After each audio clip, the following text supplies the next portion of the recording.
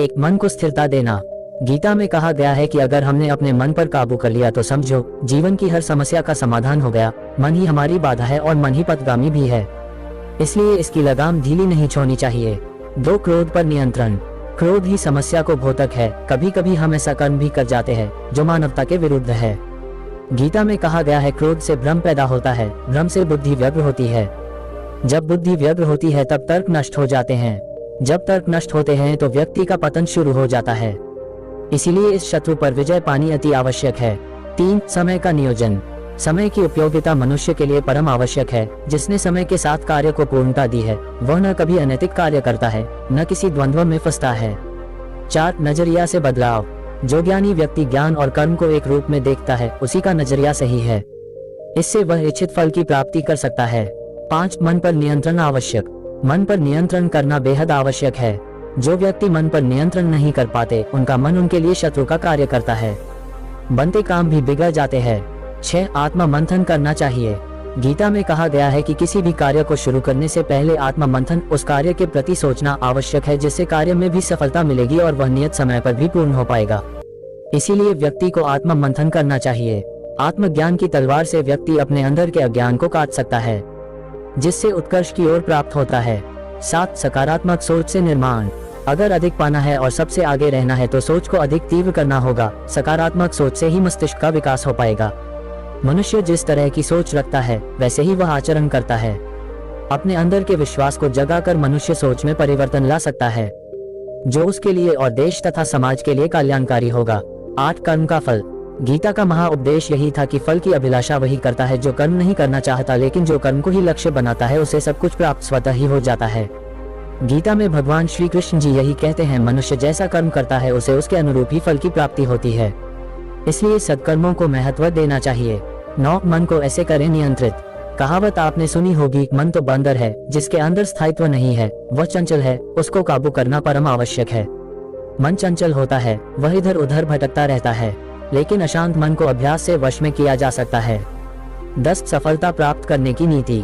गीता को सफलता की कुंजी भी बताया गया हो, जिसके मनन से मनुष्य जो चाहे प्राप्त कर सकता है। यदि वह विश्वास के साथ इच्छित वस्तु पर लगातार चिंतन करे तो उसे सफलता प्राप्त होती है। 11, तनाव से मुक्ति। गीता में तनाव से मुक्ति के बारे में भी बताया गया है, क्योंकि तनाव व्यक्ति की सोच, समझ और ज्ञान को नष्ट कर देता है। जो प्रकृति के विपरीत कर्म करने से मनुष्य तनाव युक्त होता है, यही तनाव मनुष्य के विनाश का कारण बनता है। केवल धर्म और कर्म मार्ग पर ही तनाव से मुक्ति मिल सकती है, बाकी समस्त संसार तो तनाव से भरा हुआ है। गीता सार के 18 महत्वपूर्ण बातें। 18, एक सांसारिक मोह के कारण ही मनुष्य मैं क्या करूं और क्या नहीं करूं इस दुविधा में फंसकर कर्तव्यच्युत हो जाता है। अतः मोह या सुखासक्ति के वशीभूत नहीं होना चाहिए। 2, शरीर नाशवान है और उसे जानने वाला शरीर अविनाशी है। इस विवेक को महत्व देना और अपने कर्तव्य का पालन करना, इन दोनों में से किसी भी एक उपाय को काम में लाने से चिंता शोक मिट जाते हैं। 3, निष्काम पूर्वक केवल दूसरों के हित के लिए अपने कर्तव्य का तत्परता से पालन करने मात्र से कल्याण हो जाता है। 4, कर्म बंधन से छूटने के 2 उपाय हैं, कर्मों के तत्व को जानकर निस्वार्थ भाव से कर्म करना और तत्व ज्ञान का अनुभव करना। 5, मनुष्य को अनुकूल प्रतिकूल परिस्थितियों के आने पर सुखी दुखी नहीं होना चाहिए, क्योंकि इनसे सुखी दुखी होने वाला मनुष्य संसार से ऊंचा उठकर परम आनंद का अनुभव नहीं कर सकता। 6, किसी भी साधन से अंतःकरण में समता आनी चाहिए। समता आए बिना मनुष्य सर्वथा निर्विकार नहीं हो सकता। 7, सब कुछ भगवान ही है, ऐसा स्वीकार कर लेना सर्वश्रेष्ठ साधन है। 8, अंतकालीन चिंतन के अनुसार ही जीव की गति होती है। अतः मनुष्य को हरदम भगवान का स्मरण करते हुए अपने कर्तव्य का पालन करना चाहिए, जिससे अंतकाल में भगवान की स्मृति बनी रहे। 9, सभी मनुष्य भगवत प्राप्ति के अधिकारी हैं, चाहे वे किसी भी वर्ण, आश्रम, संप्रदाय, देश, वेश आदि के क्यों न हो। 10, संसार में जहाँ भी विलक्षणता, विशेषता, सुंदरता, महत्ता, विद्वत्ता, बलवत्ता आदि दिखे, उसको भगवान का ही मानकर भगवान का ही चिंतन करना चाहिए। 11, इस जगत को भगवान का ही स्वरूप मानकर प्रत्येक मनुष्य भगवान के विराग के दर्शन कर सकता है। 12, जो भक्त शरीर, इंद्रियां, मन, बुद्धि सहित अपने आप को भगवान के अर्पण कर देता है वह भगवान को प्रिय होता है। 13, संसार में एक परमात्मा तत्व ही जानने योग्य है, उसको जानने पर अमृता की प्राप्ति हो जाती है।